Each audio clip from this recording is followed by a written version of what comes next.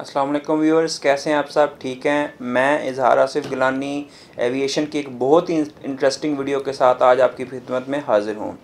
आज की इस वीडियो में हम बात करेंगे एविएशन के 10 ऐसे इंटरेस्टिंग फैक्ट्स के बारे में जो कि शायद आप लोग नहीं जानते होंगे। मैं आपकी खिदमत में पेश करूँगा एरोप्लेन इंडस्ट्री के 10 ऐसे इंटरेस्टिंग इंटरव्यूइंग फैक्ट्स जो कि आपको बहुत ज़्यादा अच्छे भी लगेंगे और आपके नॉलेज में बहुत ज़्यादा इजाफा भी करेंगे।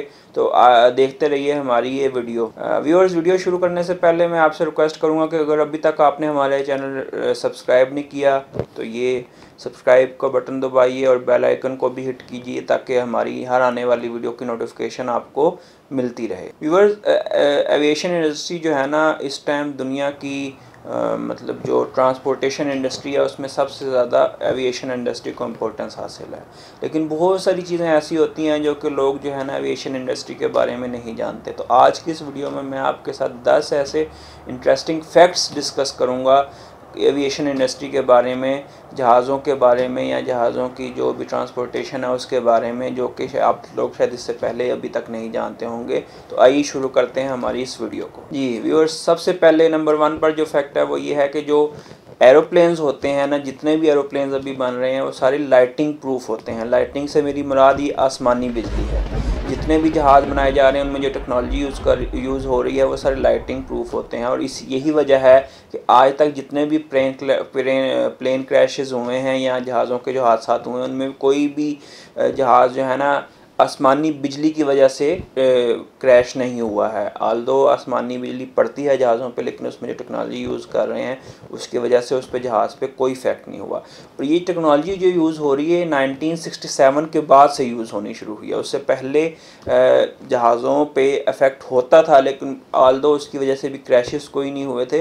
लेकिन उसके बाद से जो अभी टेक्नोलॉजी यूज़ हो रही है उससे आसमानी बिजली अगर जहाज़ के ऊपर गिरती भी है तो उससे जहाज़ को कोई इफेक्ट नहीं होता। सेकंड फैक्ट जो है ना वो आपको सुनकर बहुत ज़्यादा हैरानगी होगी कि एविएशन की हिस्ट्री का सबसे डेडलीस्ट जो क्रैश या डेडलीस्ट एक्सीडेंट जो अब तक हुआ है वो आपको सुनकर हैरानगी होगी कि वो ऑन रनवे हुआ था, ऑन ग्राउंड हुआ था, इन एयर नहीं हुआ था। ऑन ग्राउंड हुआ था 1977 में, जब दो जहाज़ आपस में टकरा गए थे, जिसकी वजह जो अभी तक रिपोर्ट्स मतलब जितनी भी रिसर्च हुई है उस पर जो 2 रीज़न उसमें सामने आई थी। एक वेदर था, वेदर उस टाइम बहुत ज़्यादा धुंध थी, जो है ना आपकी विजिबिलिटी बहुत कम थी। और सेकंड एरर ऑफ एटीसी।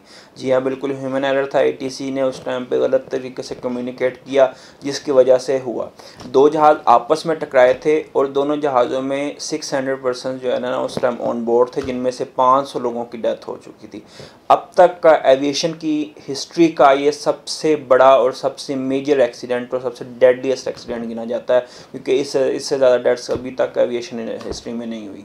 आगे बढ़ते हैं। नंबर 3 फैक्ट जो मैं आपसे डिस्कस करूँगा वो ये कि जहाज़ के अंदर मतलब एरोप्लेन के अंदर जो भी टॉयलेट्स होते हैं, आल्दो आप उसको अंदर से लॉक तो करते हैं लेकिन वो इजीली बाहर से जो है ना वो अनलॉक हो सकते हैं। वो क्यों हो सकते हैं? क्योंकि वो इमरजेंसी सिचुएशन के लिए बाहर से भी उनका कंट्रोल दिया गया होता है कि अगर क्रू मेंबर को कोई इमरजेंसी सिचुएशन बन जाती है, क्रू मेंबर उसको बाहर से भी खोल सकते हैं, क्योंकि इमरजेंसी में वो डोर अंदर से अनलॉक नहीं हो सकता, जिसकी वजह से वो डोर बाहर से अनलॉक किया जाता है। इसीलिए जो डोर होता है वॉशरूम्स का वो अंदर से भी अनलॉक और लॉक्ड हो जाता है और बाहर से भी अनलॉक और लॉक इजीली हो सकता है। नंबर 4 पे जो फैक्ट है वो ये है कि जितने भी लॉन्ग डिस्टेंस के या लॉन्ग ड्यूरेशन की फ़्लाइट्स होती हैं, जो 16 घंटे 17 घंटे की फ़्लाइट्स होती हैं, और मोस्टली इन फ़्लाइट्स में बड़े जेट्स ही यूज़ होते हैं, लाइक A380 हो गया या बोइंग 777 हो गया। इनमें क्रू मेंबर्स के लिए बेडरूम्स बनाए जाते हैं, उनके लिए रेस्ट के लिए जो है ना बेडरूम्स बनाए जाते हैं ताकि वो रेस्ट करें, क्योंकि ऑब्वियसली 16 आवर्स 17 आवर्स की ड्यूटी बहुत ज़्यादा लंबी होती है, जिसकी वजह से वो कंटिन्यूसली जॉब जो है ना वो करना मुश्किल हो जाता है, बहुत ज़्यादा थकावट हो जाती है, टायर्डनेस हो जाती है। इसलिए जो है ना ऊपर वाले डेक पे 8 से 9 बेडरूम्स बनाए जाते हैं जो कि सिर्फ क्रू मेंबर्स यूज़ कर सकते हैं। वहाँ पे किसी भी पैसेंजर को, इवन पायलट्स को भी वहाँ पे जाना अलाउ नहीं होता, क्योंकि pilots can't sleep during the flight. इसलिए वहाँ पे सिर्फ क्रू मेंबर्स जाकर रेस्ट कर सकते हैं, बारी बारी वो जाकर अपना अपना जो स्लीप लेते हैं वो लेते हैं, उसके साथ साथ वो रेस्ट करते हैं। तो इस वजह से वहाँ पे 8 से 9 बेडरूम जो है ना अपर डेक में बनाए जाते हैं। पांचवा जो इंटरेस्टिंग फैक्ट है हमारी आज की इस वीडियो का वो ये है कि जो फ़्लाइट के दौरान जो खाना दिया जाता है, तो दोनों पायलट जो कैप्टन होता है और को पायलट होता है, कभी भी उन दोनों पायलट्स को सेम खाना नहीं सर्व किया जाता। उसकी रीज़न ये है कि इन केस अगर खाना ख़राब है या कोई भी ऐसा इशू है, तो अगर उसमें से जो फूड पॉइजनिंग का जो है ना रिस्क है ना वो मिनिमम हो जाता है। इनकेस खुदा न खास्ता अगर खाना ख़राब है जिसकी वजह से वो दोनों पायलट अगर खाएंगे तो ज़ाहिर बात है दोनों फूड पॉइजनिंग दोनों को हो सकती है। इसीलिए दोनों को डिफरेंट खाना दिया जाता है कि अगर खुदा न खास्ता एक का खाना ख़राब है, उसको फूड पॉइजनिंग होती है, तो दूसरा उससे बचा रहे। इसी वजह से दोनों को अलग-अलग खाना दिया। नंबर 6 पे जो फैक्ट आता है वो ये है कि देखें, पैसेंजर्स जो होते हैं ना कभी भी जहाज़ के खाने को पसंद नहीं करते, चाहे वो कितना ही अच्छा क्यों ना हो। उसकी रीज़न ये नहीं होती है कि आपको जो एयरलाइंस है वो अच्छा खाना या क्वालिटी फूड प्रोवाइड नहीं करती है, ऐसा बिल्कुल भी नहीं है। उसकी रीज़न ये होती है कि जब आप एयर में होते हैं, उस एयर के प्रेशर की वजह से आपके जो टेस्ट बर्ड्स है ना वो सही तरीके से रिस्पॉन्ड नहीं करते हैं, आपका खाने की तरफ बहुत ज़्यादा रुझान नहीं जाता। और यही वजह है कि फ़्लाइट के दौरान लोग बहुत मिनिमम खाना खाते हैं, उनका खाना खाने का भी दिल नहीं कर रहा, तो उनकी एपिटाइट बहुत ज़्यादा कम हो जाती है। उसकी वजह से जो है ना उनको खाना वो पसंद ही नहीं आता। इसी वजह से रिसर्च बताती है कि 70% लोग ये शिकायत करते हैं कि जी एयरलाइन का खाना अच्छा नहीं होता, जबकि ऐसी रीज़न नहीं है। ये साइंटिफिकली प्रूव्ड है कि इन एयर जो है ना प्रेशर की वजह से आपके टेस्ट बड सही तरीके से रिस्पॉन्ड नहीं करते, जिसकी वजह से खाने का टेस्ट आपको सही तरीके से वो नहीं आ रहा होता, जिसकी वजह से लोगों को ये लगता है कि शायद खाना मज़े का नहीं था। इस वजह से लोग खाना पसंद नहीं करते। आगे बढ़ते हैं। 7वां फैक्ट ये है कि आप मैं हम लोगों में से बहुत से लोगों को जो है ना जहाज़ में बैठकर खौफ होता है, डर होता है कि खुदा ना खास्ता कहीं जहाज़ गिर ना जाए, या हाइट का एक फ़ोबिया होता है जिसे हम हाइट फ़ोबिया भी कहते हैं। साइंस ये बताती है कि जितने भी पैसेंजर्स ट्रैवल करते हैं, अब तक की रिसर्च है कि जितने भी पैसेंजर ट्रैवल करते हैं, हर 5 में से एक शख्स को जो है ना ये खौफ होता है कि जहाज़ गिर जाएगा, जिसे एवियोफोबिक कहा जाता है। एवियोफोबिक भी कुछ लोग कहते हैं कि उनको ये बैठकर डर लगा रहता है कि बहुत ज़्यादा हाइट है, जहाज़ गिर जाएगा, या वो डरे होते हैं। हर 5 में से एक लोग, यानी अगर आप ओवरऑल पैसेंजर्स को काउंट करें, यानी 20% पैसेंजर्स जो है ना इस फोबिया में मुब्तला होते हैं कि जहाज़ में बैठकर वो डरते हैं।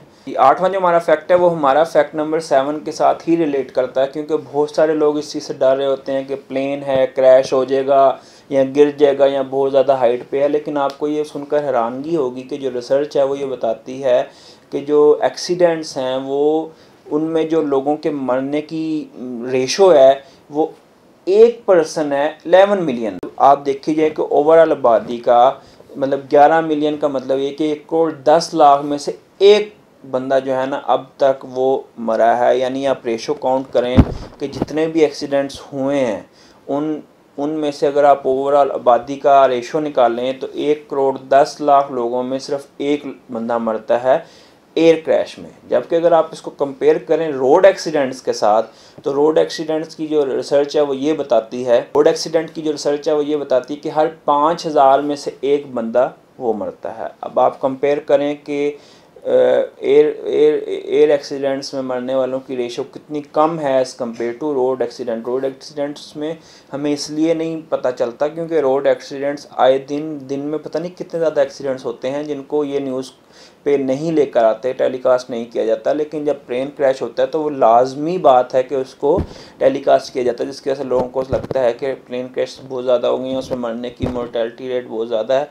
ऐसा नहीं है, रोड एक्सीडेंट्स पे उससे कहीं ज़्यादा, यानी 5000 में से एक बंदा और किधर 1 करोड़ 10 लाख में से एक बंदा। तो आप खुद कंपेयर कर लें कि किसकी रेशो ज़्यादा है। तो लोगों का एक जो मतलब लोगों का बना हुआ है कि नहीं प्लेन क्रैशेज में बहुत ज़्यादा होता है, ऐसा नहीं है। रोड क्रैश में बहुत ज़्यादा जो है ना आपका रिस्क ऑफ डेथ बहुत ज़्यादा होता है as compare to in air. 9 number fact जो है ना वो ये है कि रिसर्च बताती है कि टेक ऑफ करने के 3 मिनट बाद और लैंड करने से 8 मिनट पहले जितने भी प्लेन क्रैशेस एक्सीडेंट आज तक पूरी एविएशन की हिस्ट्री में हुए हैं, उनमें से जो 80% क्रैश है ना वो टेक ऑफ करने के 3 मिनट बाद हुए हैं या लैंड करने से 8 मिनट पहले हुए हैं। जी हाँ, बिल्कुल रिसेंटली जो PK-8303 का वाक़या हुआ वो भी आप देखें, बिल्कुल लैंड करने के बिल्कुल थोड़ा देर पहले हुआ।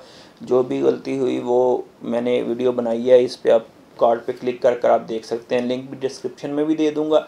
उसमें भी आप देखें कि वो लैंड करने से पहले हुआ ये। तो रिसर्च बताती है कि 80% एयर एक्सीडेंट्स जो हुए हैं वो यहाँ तो टेक ऑफ करने के 3 मिनट बाद, 3 मिनट के अंदर अंदर, या फिर लैंड करने से 8 मिनट के अंदर अंदर ये हुए हैं। व्यूअर, जो हमारी आज की वीडियो का 10th और लास्ट फैक्ट है वो भी बहुत ज़्यादा इंटरेस्टिंग है। वो ये है कि जितने भी एरोप्लेन्स आपने देखे होंगे, आपने देखा होगा मोस्टली 95% एरोप्लेन्स का पेंट जो है ना वो वाइट कलर का होता है। अब मैं आपको बताता हूँ ऐसा क्यों होता है। वाइट कलर का पेंट इसलिए किया जाता है कि एक तो ये कॉस्ट इफेक्टिव होता है, बहुत कॉस्ट सेविंग होता है as compare to other paint, सबसे पहली बात। दूसरी बात ये कि आप लोगों को सबको पता होगा जो डार्क कलर होते हैं, जो ब्लैक कलर होते हैं, वो हीट को एब्जॉर्ब करते हैं, जिसकी वजह से जहाज़ का टेम्परेचर मेंटेन रखना थोड़ा सा मुश्किल हो जाता है। इसीलिए जहाज़ों का जो कलर है ना वो वाइट रखा जाता है, जिसकी वजह से एक और उसमें जो है ना रीज़न ये है कि जहाज़ का टेम्परेचर कंट्रोल करने में बहुत ज़्यादा मदद मिलती है। जहाज़ बहुत ज़्यादा हीटअप नहीं होता, क्योंकि अगर जहाज़ बहुत ज़्यादा हीटअप होगा, उसका टेम्परेचर ज़्यादा होगा, तो जितने भी उसके अंदर इंजन्स हैं या जितने भी सारी उसकी इलेक्ट्रॉनिक्स लगे हुए हैं वो इफ़ेक्ट होते हैं, उनका टेम्परेचर ज़्यादा होता है, जिसमें ज़्यादा चांसेस होते हैं उनके फेलियर्स के। इस वजह से जहाज़ का मोस्टली जो है ना कलर पेंट जो है ना वाइट रखा जाता है। तीसरा उसमें रीज़न ये भी है कि वाइट कलर जहाज़ का इसलिए रखा जाता है, पेंट इसलिए रखा जाता है कि खुदा न खास्ता अगर जहाज़ को कोई डैमेज होता है तो वो डैमेज जो है ना वो वाइट कलर पे बहुत ईजीली विजिबल होता है, उसको ढूंढना वाइट पेंट पे बहुत ज़्यादा इजी होता है। इसलिए मोस्टली जहाज़ों का जो पेंट है ना वो वाइट कलर में रखा जाता है। तो क्या बात हुई कि 3 रीज़न है वाइट कलर रखने के। नंबर 1 कॉस्ट इफेक्टिव होता है, नंबर 2 टेम्परेचर मॉडरेट करने में इजी होता है, इसका टेम्परेचर कम होता है as compare to dark colour, जिसकी वजह से आपके इलेक्ट्रॉनिक्स या इंजन या जितने भी जहाज़ के फंक्शंस हैं वो इजीली ऑपरेट होते हैं और जहाज़ का अंदर का एटमॉस्फेयर भी मॉडरेट रहता है। और नंबर 3 अगर खुदा ना खास्ता जहाज़ को कोई डैमेज होता है तो वो वाइट कलर पे ईजीली विजिबल हो जाता है, जिसकी वजह से उसको ढूंढना भी ईजी होता है और उसको रिपेयर करना भी ईजी होता है। जी तो व्यूअर्स, ये थे हमारे आज के interesting fact about aviation industry या जहाज़ों के बारे में। मैंने आपके साथ इंटरेस्टिंग फैक्ट्स डिस्कस किए जो कि शायद आप लोगों को इससे पहले ना पता हो। उम्मीद करता हूँ आपको ये वीडियो पसंद आई होगी। अगर पसंद आई तो वीडियो को लाइक ज़रूर करें, कमेंट करके हमें बताएं कि कैसी लगी, कैसी नहीं लगी, क्या अच्छा था, क्या बुरा था, ताकि हम नेक्स्ट वीडियो में मज़ीद इम्प्रूव करें। और हमारे इस चैनल को सब्सक्राइब करें और दूसरों के साथ शेयर भी करें। अल्लाह ताला आप सबका हामी व नासिर हो। अल्लाह हाफ़िज़।